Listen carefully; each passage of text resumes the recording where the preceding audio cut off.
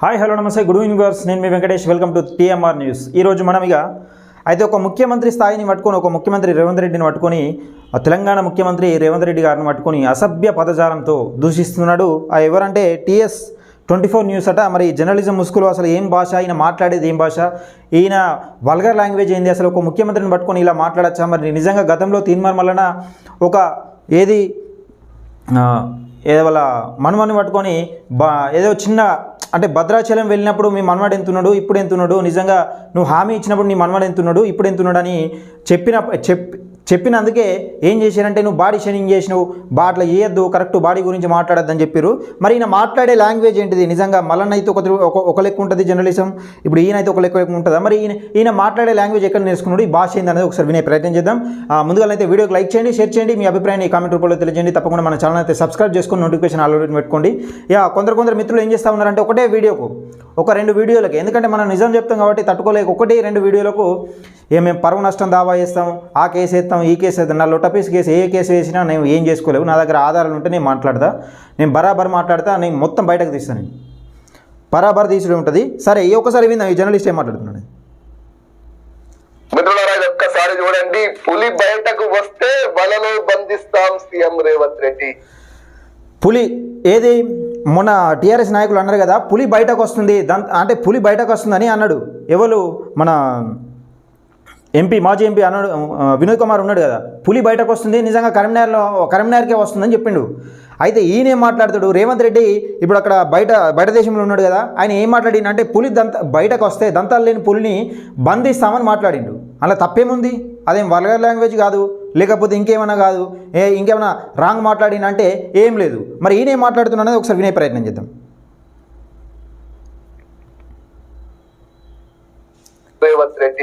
CM Revanth Reddy ఒక statement ఇస్తుంది మిత్రులారా. ఎక్కడో తెలుసా మిత్రులారా, దేశంగాని దేశం లండన్ లో నిలబడి ఇగో ఈ స్టేట్మెంట్ ఇచ్చిండు, పులి బయటకు వస్తే వలలో బంధిస్తామని. ఏ స్టేట్మెంట్? పులి బయటకు వస్తే వలలో బంధిస్తామని స్టేట్మెంటు. ఇంతే రేవంత్ రెడ్డి మాట్లాడింది, సీఎం గారు మాట్లాడింది ఇంతే. తెలంగాణ సీఎం రేవంత్ రెడ్డి, యనమల రేవంత్ రెడ్డి గారు మాట్లాడింది ఏంటిది? పులి బయటకు వస్తే వలలో బంధిస్తాం, అది మాట్లాడింది. అది ఈయన ఏం మాట్లాడతాడు ఈయన ఒకసారి. నిజంగా దేశంగానే దేశంలోకి పులేంది, ఇక వలేంది, ఇక బోనింది అనుకుంటారు కదా. ఏం లేదు, లండన్ లో మనోళ్ళు ఉంటారు. ఇక్కడి నుంచి మనోళ్ళు ఎవరైనా పోతే మనిషికింత కలిసి పోస్తారు, ఉచ్చ అనుకు. ఇక చూడు, మనిషికింత కలిసి పోస్తారట, ఉచ్చ అనుకునేరు అంటుండ్రు.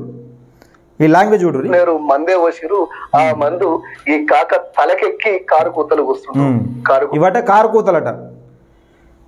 పులి బయటకు వస్తే వలలో బంధిస్తాం అన్నది కారు కూతలట. ఈయన అంటాడు కూతలు కూస్తుండు. ఏం కూతలు అంటే, పులి బయటకు వస్తే మరి తెలంగాణలో పులులు ఉంటే నిజంగా ఆషామాషి పులులు ఉంటాయా? పెద్ద పులులు ఉంటాయి, పెద్ద పుల్లే ఉంటాయి కదా. మరి ఆ పెద్ద పులు ఎవరో తెలుసా? ఎవరో తెలుసా మిత్రులారా? ఎవరు?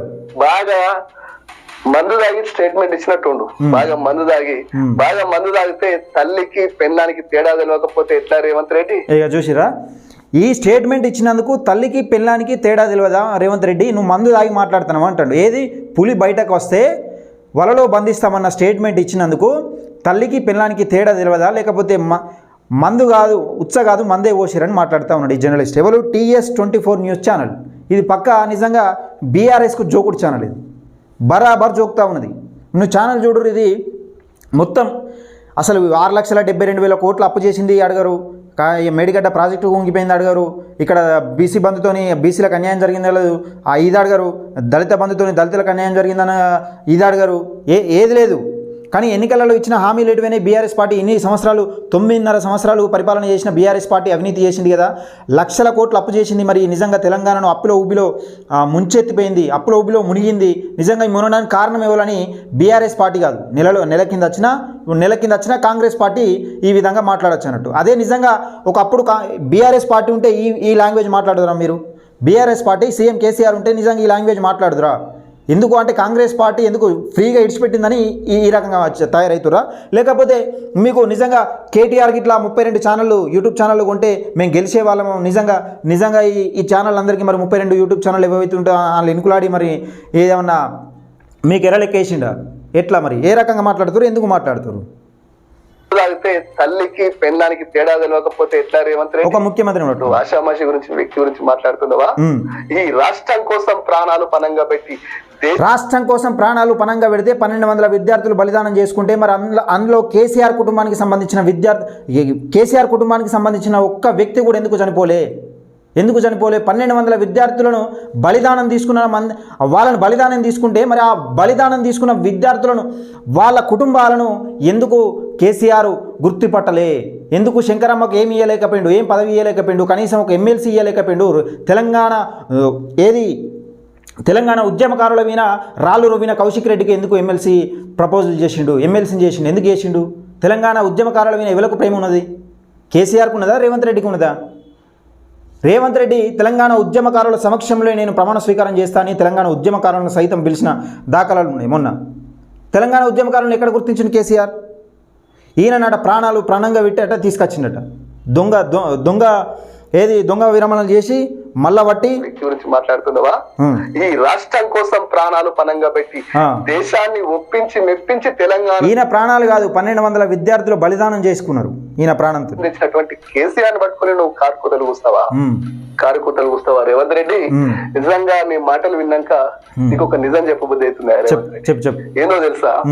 వందల వేల ఏళ్ల నుంచి ఆ జాతిని కాపాడడం కోసం ఆ జాతిలో ఉంటున్న వాళ్లకు కొంత పిరికుంటే కొంత భయస్తులుంటే కూడా వాళ్ళలో ధైర్యాన్ని నింపడం కోసం ఏం చేస్తారో తెలుసా? ఎందుకంట ఓ పులిని అంగబట్టి దాని గోరును వీకి వాడి మెడలో ఎత్తే వాడు ధైర్యవంతుడు అయిపోడట. ఆ కథకును రేవంత్ రెడ్డి మాట్లాడిన మాటలకు ఏమైనా సంబంధం ఉందా? ఈయన ఏం స్టోరీ చెప్తాడు అసలు? రేవంత్ రెడ్డి పులి బయటకు వస్తే వలలో బంధిస్తామన్న విషయానికును అనే ఇచ్చిన స్టేట్మెంట్కును ఈయన మాట్లాడే మాటలకు ఏమైనా సంబంధం ఉందా? ఎందుకు అసలు కేసీఆర్ను ఇంత హైప్ చేయాలని ఎందుకు ఇస్తున్నారు? వాస్తవానికి నిజంగా కేసీఆర్ని నేను కొన్ని విషయాలు చెప్తే వీడియో అయిపోయాక వానికి ఎక్కలేని బలం వచ్చేదట. అంటే పులి గోరు మెడలు వేసుకుంటే చూడండి, పాత సినిమాలు ఎవరు చూసినా కూడా ఆ మెడలో పులిగోరు ఉంటది. ఆ పులిగోరు అంటే రాజసానికి వాళ్ళ జాతిని రక్షించడం కోసం ఆ బలం వస్తుంది, ఆ ఉత్తేజం వస్తుంది అని ఆ ఫీల్ తోటి ఆ మెడలో పులిగోరేస్తారు. అంటే పులిగోరుకి అంత విలువ ఉంటది ఆ రోజులలో. ఈ రోజులలో కూడా చాలా మంది వేసుకుంటారు. మరి అలాంటి పులే తెలంగాణ కోసం కొట్లాడాలి, తెలంగాణ కోసం నిలబడాలి, తెలంగాణలో మనిషి లెక్క ఉండాలంటే ఏ బొమ్మ వేసుకోవాలంటే ఏ పేరు రాసుకోవాలని పులి ఆలోచిస్తే ఆ పులికి వచ్చే పేరేంటో తెలుసా? కేసీఆర్ కల్వకుంట్ల చంద్రశేఖర్ రావు. దంతాలు లేని పులి గురించి ఇంత ఎక్స్ప్లెయిన్ చేసి ఇంత చేసి 6,72,000 కోట్లు అప్పు చేసిపోయింది పులి. మరి అడుగుతలేవు ఎందుకు? రేవంత్ రెడ్డి అలాంటి యోధుని పట్టుకొని నీ ఇష్టారీతిగా స్టేట్మెంట్లు బయటకెళ్ళి బయట దేశాలలో కారు కోతలు పూస్తే చూస్తూ కూసోదు. ఇది జర్నలిజం అంటారా మిత్రులారా? బుద్ధునోడు ఎవరైనా మాట్లాడతారా ఈ భాష? తలకే ఉండి మాట్లాడుతుండే 6,72,000 కోట్లు అప్పు చేసి తెలంగాణ రాష్ట్రాన్ని అప్పుల ఊబిలో ముంచిపోయిన నిజంగా కేసీఆర్ గురించి వాస్తవానికి చెప్పాలంటే వీళ్ళు హైప్ ఇస్తారు. కానీ కేసీఆర్ నిజంగా రాజకీయాలకు రాడుగా. మీరు గుర్తుపెట్టుకోండి మిత్రులారా, కేసీఆర్ రాజకీయంలోకి రాడు.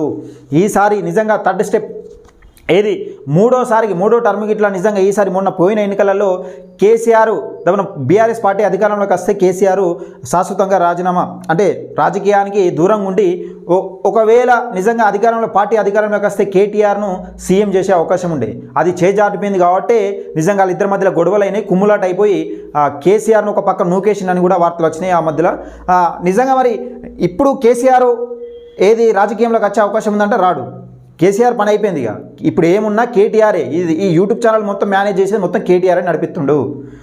ఈ యూట్యూబ్ ఛానల్ మొత్తం ఈ కాంగ్రెస్ మీద ఇప్పటికిప్పుడు ఎగబడడానికి కారణం ఏంటంటే కేటీఆరే. ఇదంతా చేపించేది కేటీఆరే. పక్క కేటీఆర్ ఇలా ఆల్రెడీ రంగంలోకి దిగిండు. ఈ యూట్యూబ్ ఛానళ్లకు ఎంతో కొంత వెరేసిండు. అందుకని ఏదో 9.5 సంవత్సరాల నుంచి జరగని అన్యాయం ఈ ఒక్క నెలలో ఎందుకు జరుగుతుందో చెప్పండి మిత్రులారా. తెలంగాణ ప్రజలారా ఇది గమనించాలి. ఎందుకంటే కాంగ్రెస్ వచ్చి నెలనే నడిచింది. నెలకే ఇంత అన్యాయం జరుగుతుందంటే 9.5 సంవత్సరాల నుంచి మరి ఇంకెంత అన్యాయం జరగాలి? ఇదంతా కేటీఆర్ ఆడుతున్న డ్రామా. ఎంపీ ఎలక్షన్ల దాకానే. ఎంపీ ఎలక్షన్ల తర్వాత ఏముండదు అసలు. బీఆర్ఎస్ పార్టీని నిజంగా తన ఉనికిని కాపాడడం కోసం, ఎమ్మెల్యేని కాపాడుకోవడం కోసం నిజంగా బీఆర్ఎస్ పార్టీ మళ్ళీ అధికారంలోకి వస్తుందని ఒక ఆశ పుట్టించే విధంగా వాళ్ళ ఎమ్మెల్యేలను కాపాడుకోవడం కోసం, ఎంపీలను గెలిపించుకోవడం కోసం బీఆర్ఎస్ ఆడుతున్న పెద్ద డ్రామా ఇది. తెలంగాణ ప్రజలు పక్కా గమనిస్తారు. నిజంగా గమనించే మీ పరిపాలన అద్దనే 104 నుంచి మిమ్మల్ని 39 స్థానాలకు వడగొట్టిరు. అది గుర్తుపెట్టుకొని జాగ్రత్తగా మెదలాలి. జర్నలిస్టులు కూడా ఏమని చెప్తున్నా అంటే, జర్నలిస్టు కూడా చెప్తా ఉన్నా, మీరు ఏది పడుతుంది జోకడం, ఏది పడుతుంది మాట్లాడడం. నిజంగా కాంగ్రెస్ పార్టీని విమర్శించేది ఉంటే విమర్శించండి. కాంగ్రెస్ పార్టీ నీకేం చుట్టం కాదు, నాకేం చుట్టం కాదు.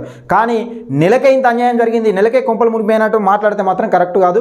9.5 సంవత్సరాల లోపల బీఆర్ఎస్ పార్టీ ఏం చేసింది, ఎంత అన్యాయం చేసింది, ఎంత కుంభకోణం చేసింది, నిజంగా కాళేశ్వరం ప్రాజెక్టులు ఎంత దోచింది, ఏది మిషన్ భగీరథలు ఎంత దోచింది, ఇంకా చాలా కుంభకోణాలు ఉన్నాయి. మిషన్ భగీరథ నల్లాలు కూడా ఇంతవరకు కూడా కొన్ని గ్రామాల్లో లేని పరిస్థితి ఉన్నది.